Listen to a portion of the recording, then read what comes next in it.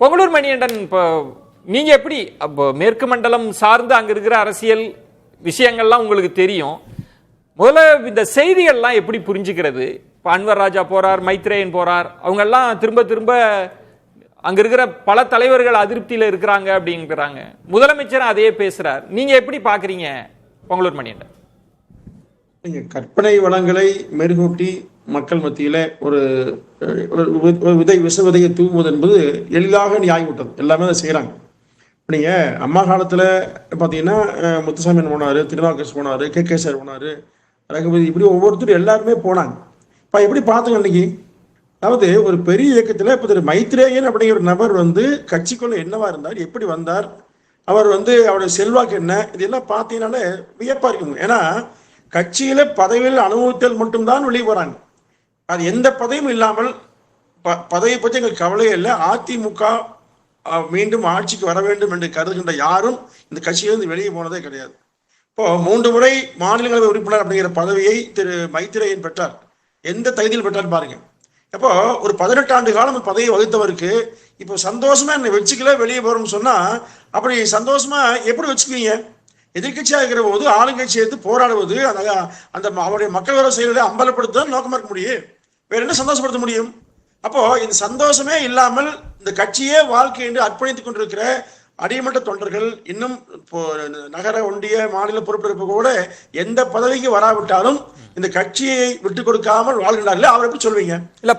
இல்ல, நீங்க சொல்றது சரிதான், அதை யாரும் மறுக்க முடியாது. ஒவ்வொரு கட்சியிலும் இருக்கிற கிளை மட்டத்தில் இருக்கிற நிர்வாகிகள் கட்சிக்காக உயிரை கொடுத்துட்டு தான் இருப்பாங்க. ஆனா பிரியன் சொன்ன மாதிரி மேல்மட்டத்தில் இருக்கிறவங்க, பதவியை அனுபவிச்சவங்க, நாங்க நிரந்தர விசுவாசின்னு சொன்னவங்க இங்க அமைச்சர் பதவியில இருக்கிற எல்லாமே நம்ம பார்த்துட்டு இருக்கிறோம். உண்மையில அப்படி அதிருப்தி தலைவர்கள் அதிகமா இருக்கிறாங்களா? இதுல ஏன் தங்கமணி அவர்கள் பெயர், செங்கோட்டையன் அவர்கள் பெயர்லாம் அடிபட்டுட்டே இருக்கு? இதுக்கு என்ன காரணம் சார்? இது திமுகவுடைய சதி வேலைங்க. தினசரி இந்த மாதிரி அதிமுகவில் அதிருப்தி, திமுகவிலே அதிருப்தி. இப்ப நீங்க துரைமுருகனுக்கு அதிருப்தி இல்லைங்களா? இன்னும் ஒரு 4 அமைச்சருக்கு அதிருப்தி இருக்குது, பல எம்எல்ஏக்கு அதிருப்தி இருக்குது. நான் ஒரு செய்தி சொல்றேன். திமுகவில் முன்னாள் எம்எல்ஏக்கள், முக்கியமான மாநில பொறுப்பு உள்ளவர்கள் எல்லாம் அதிமுகவுக்கு வருவதற்காக பேசிட்டு இருக்காங்க. ஜனவரி மாதம் பாருங்க, தேர்தல் அறிவுக்கு முன்பாக வருவாங்க. இப்போ இது எல்லா கட்சியும் நடக்குங்க. இப்போ அவர்கள் வருவதனால திமுக வீழ்ந்திரும் சொல்ல, இங்கிருந்து போறதுனால அதிமுக வீழ்த்திடும் சொல்ல முடியாது. இப்போ திரு மைத்ரேயன் போனதுனால மிகப்பெரிய பலம் திமுகவுக்கு அல்ல, அதிமுக பலவீனம் இதெல்லாம் அல்ல. ஒரு சில நபர்கள் தங்களுடைய சுயலாபத்திற்காக அங்கிருந்து வருவதும் இங்கிருந்து போவதும் இது வாடிக்கையா. நீங்க சொல்வது சரிதான், அதை நம்ம மறுக்கல. ஆனா ஒன்று, இப்ப நீங்க திமுகவிலிருந்தும் அதிருப்தியில இருக்கிறாங்கன்றப்ப பிரியன் சொன்னார் எல்லா கட்சியிலும் அதிருப்தியில இருப்பாங்க. இப்போ ஆளுங்கட்சியா இருந்தா இன்னும் கூடுதல் அதிருப்தி எல்லாம் இருக்க வாய்ப்பு இருக்கு, அதெல்லாம் யாரும் மறுக்கல. ஆனா வெளிப்படையா திமுகவில் அப்படி தெரியுதா? இப்ப திரு தங்கமணி அவர்கள், நீங்க பார்வையாளரா நீங்க அப்சர்வ் பண்ணி சொல்லுங்க, அதுக்காக கேட்கிறேன். பெருசா ஆளை பார்க்க முடியல, அதான் பிரகாஷ் அவர்கள் நோட் பண்ணி சொல்றாங்க. இப்ப செங்கோட்டையன் அவர்கள் திடீர்னு எங்கன்னு இப்ப இதெல்லாம் தானே கனெக்ட் பண்ணி அதிருப்தின்றாங்க. அது மாதிரி திமுகவில் நீங்க யாரையும் பின் பாயிண்ட் பண்ண முடியல, அப்படி சொல்ல முடியாது இப்போதைக்கு. இல்ல, தங்கமணி அவர்களை பொறுத்தவரை சமீப நாட்களாக உடல்நல செல்வர் அறுவை சிகிச்சை நடந்தவர்கள், அதன் காரணமாக ஒரு பெரிதவில்லை. அப்படி இருந்தும் கூட இந்த ஓய்வுல ஒரு நாள் முன்பாக திருச்சி நிகழ்ச்சி ஏற்பாடு பண்ணிட்டு போனார். இப்ப நீங்க அண்ணன் செங்கோட்டையன் அவர்களோ, அண்ணன் வேலுமணி அவர்களோ, இல்ல அண்ணன் தங்கமணி அவர்களோ, இது எல்லாம் இவங்க எல்லாம் சாதாரண ஆட்கள் அல்ல. இந்த கட்சியை நீண்ட காலமாக வலுப்படுத்துவதில் முக்கிய பங்காற்றியவர்கள். எனவே இவர்கள் எல்லாம் அந்த மாதிரி முடிவெடுத்த நிச்சயமாக இது வதந்தி தான் ஒழிய, இன்னைக்கு கூட தங்கமணி அவர்கள் அறிக்கூறதுக்கே படிச்சிருப்பீங்க, நிச்சயமாக அந்த மாதிரி செய்யக்கூடிய அல்ல. இப்போ ஒரு சிலர் சொல்லுவாங்க, நான் உறுதியா உயிரோட இருக்கு, இதே செந்தில் பாலாஜி சின்னமா உயிரோட இருப்பேன்னு சொன்னாரு, அடுத்த மாறிட்டாரு. இல்ல அந்த மாதிரி வச்சு நம்ம முடிவு பண்றோம், அந்த மாதிரி இல்ல. இன்னொரு விஷயம்ங்க, சில கற்பனைகளும் அதிகமாக நம்ம சொல்லக்கூடாது. இப்ப நீங்க திரு செல்லூர் ராஜ் அவர்கள் கார்ல ஏத்தலாங்கிற செய்தியை இன்னைக்கு தவறா சொல்றீங்க. நான் ஒண்ணு இல்ல, மேட்டுப்பாளையத்தில் நிகழ்ச்சி ஆரம்பிக்கும் போது அண்ணன் எஸ்பி வேலுமணி, அண்ணன் உடுமை ராதாகிருஷ்ணன், அண்ணன் பொள்ளாச்சி ஜெயராமன், MS ஆனந்தன், திருப்பூர் சிவசாமி, நாங்க எல்லாமே கொண்டிருந்தோம். அதாவது அப்ப அவர் கார்ல போறதுக்கு என்ன சிக்கல்னா, முன்பு இருந்தது வேற. இப்போ அது Z+ கொடுத்த பின்னாடி பாதுகாப்பு அதிகாரி தவிர யாருமே இருக்கக்கூடாது முடிவு பண்ணிட்டாங்க. அதனால யாருமே கார்ல ஏறக்கூடாது. ஒரு விஷயம், 4 பேர் நெருக்கி போயிருவாங்க பின்னாடி கார்ல, எடப்பாடியா அனுமதிப்பாரு, அவனுக்கு கொண்டு போவாங்க. ஆனா இன்றைக்கு சூழ்நிலை அப்படி, Z+ வந்த பிறகு அந்த அதிகாரிகளை தவிர யாருமே, அதுதான் உண்மையோடைய, வேற காரணமே அல்ல. இது தெரியாம நீங்க உங்க விளக்கத்தை கொடுத்திருக்கிறீங்க. இப்ப நீங்க சொல்லக்கூடிய ஒரு விஷயம்ன்றது அப்படி அதிருப்தியே இல்லைன்னு சொல்றீங்க. இப்ப வெளியில வந்தவர்கள் நிறைய அதிருப்தியாளர்கள் இருக்கிறாங்கன்றாங்க, முதல்வரும் அதை சொல்றார். ஆனா நீங்க சொல்றது அப்படி யாருக்கும் அதிருப்தி இல்ல. திமுகவே திட்டமிட்டு இந்த வதந்தியை பரப்பி விடுதுன்னு சொல்றீங்க, கரெக்டா? விஜயன் சார், இப்ப நீங்க திரு அன்பராஜன் வெளியே போனாரு. வெளியே போன பிறகு என்ன சொல்லுவாங்க, ஒரு நிறைய நான் மட்டும் அதிருப்தி இல்லை, நிறைய பேர் இருக்காங்க வருவாங்கன்னு ஒரு செய்தி சொல்றது. அதே மாதிரி மைத்திரியம் சொல்றேன், ஏன்னா இவர் மட்டும் சேர்ந்தா பயன் இல்லை, எல்லாத்தையும் அழைப்பது, வாங்க திமுக ஆதாயம் பெறலாம், பதவி பெறலாம், வாங்கன்னு அழைப்புக்கான விதை அது. இது யாரு தெரியாமன்றீங்க சார்? இது அதாவது நீண்ட கால அனுபவமுடைய அரசியல் தலைவர்கள் தான் அதிமுக இருக்காங்க. தெரியாமல இல்ல, ஒண்ணு இல்ல, அங்க போன ஒரு 10 பேர் லிஸ்ட் சொல்றேன், அவரெல்லாம் மனம் பொறுமை இருக்காங்க. உண்மையிலே வெளியேறு திமுகவில் போய் எந்த மரியாதையும் இல்லை என்று சொல்வது அதிகம். திமுகவில் பாரம்பரியமா இருக்க கூட அதிமுக வந்தவருக்கு முக்கியம் தராங்க, அந்த கோபம் இருக்குது. அப்ப வருவாங்க. இதுல நீங்க எதிர்பார்க்கிறீங்க அப்படி கான்கிரீட்டா நடந்துருச்சுன்னா அது இன்னும் பேசுவதற்கு இன்னும் வலுவா இருக்கும். அது ஜனவரி வரைக்கும் வெயிட் பண்ணணும்ன்றீங்க. எனக்கு தெரிந்து வாய்ப்பே இல்லை. திமுகவில் இருந்தும் அதனால முதல்ல சொன்னேன், திமுக வந்தாலும் ஒண்ணு அதிமுக பலமாய போறதில்ல, ஆனா வரப்போறாங்க. இதெல்லாம் பெரிய விஷயம் இல்ல. எந்த இடத்துல குறுக்கிடணும்னு செல்லூர் ராஜு விஷயம் பேசினப்ப இல்ல, அதாவது Z+ல சீட்ல இடம் இல்ல, அதனால பின்னாடி Z+ இருக்கும் போகும். கட்சிக்காரங்க அப்படி இல்லை, இதுதான் காரணமா இருக்குமே. ஆனால் அது வந்து Z+லாம் ஓட்டு வாங்கி தராது. Z+ஓ காவல்துறையோ கட்சிக்காரர்களை வந்து இது பொதுவாக வந்து அவங்க பதவியில் இருக்கும்போது அந்த புறம் தள்ளுறது அப்படின்றது எல்லா கட்சியிலும் இருக்குது. அது இப்போ அதிமுகவில் கம்ப்ளைண்ட் வருது. அதேமாதிரி நீங்கள் ஒரு கேள்வி கேட்டீங்க, ரொம்ப ஷார்ப்பான கேள்வி அது.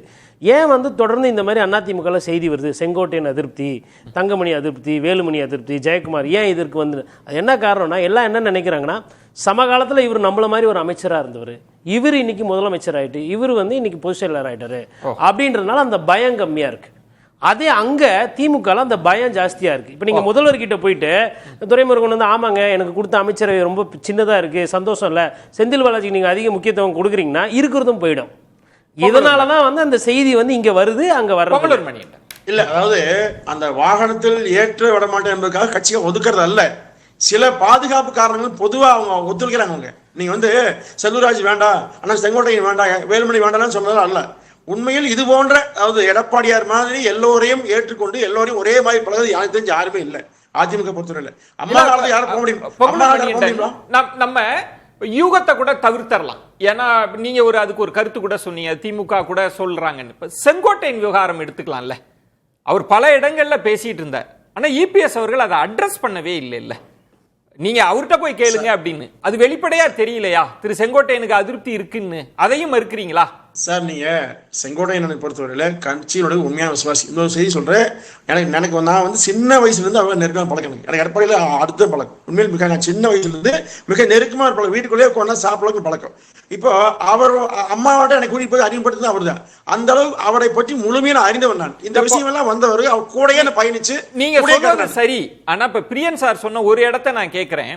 இன்னைக்கு திமுகவில் இருக்கிற பல அமைச்சர்கள் இருக்கிறாங்கல்ல, அவங்கெல்லாம் எந்த அளவுக்கு அதிமுகவில் இருக்கிறப்ப பேசியிருக்காங்கன்றது உங்களுக்கு தெரியும். நாங்க உயிரே கொடுப்போம், நிரந்தர விசுவாசி, நாங்க எத்தனை தலைமுறையா இருந்தாலும் உங்களுக்கு தான்மா விசுவாசமா இருப்போம்னு சொன்னவங்க தானே சார் இருக்கிறாங்க. இதுல அரசியல் எப்படி நம்ம இப்படி புடிமானமா பேச முடியுமா? இல்ல, நீங்க முத்துசாமி அண்ணன் தவிர மத்த எல்லாம் விட்டுருங்க. முத்துசாமி அண்ணன் வந்து அதிமுக மிக முக்கியமானவர். அவர் வெளியும்போது அம்மா வேணான்னு சொன்னாங்க, அவர் கூட அம்மாவை எதிர்த்து பேசியவர் தான்.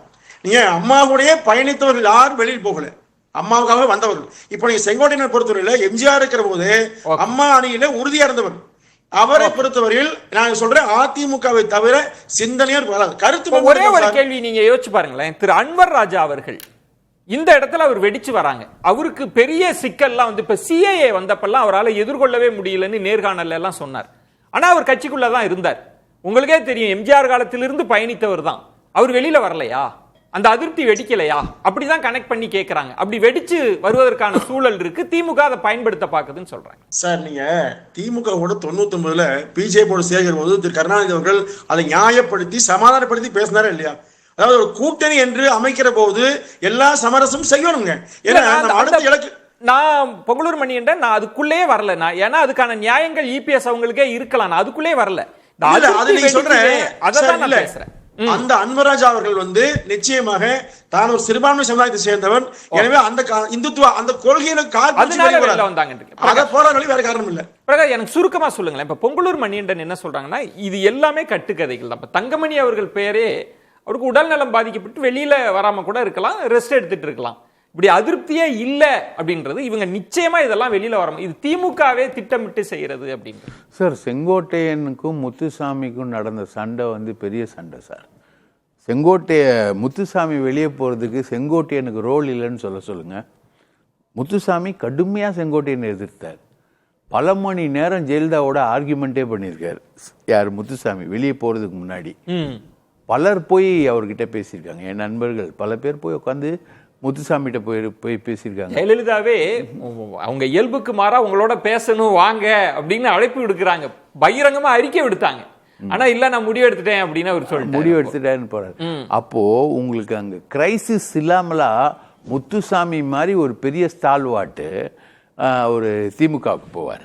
சூழல் தான் முடிவு எடுக்கும். இப்போ செங்கோட்டையன் போய் நிர்மலா சீதாராமனை சந்திச்ச அந்த நிகழ்வு எடப்பாடியை மீறி நிகழ்ந்த நிகழ்வு.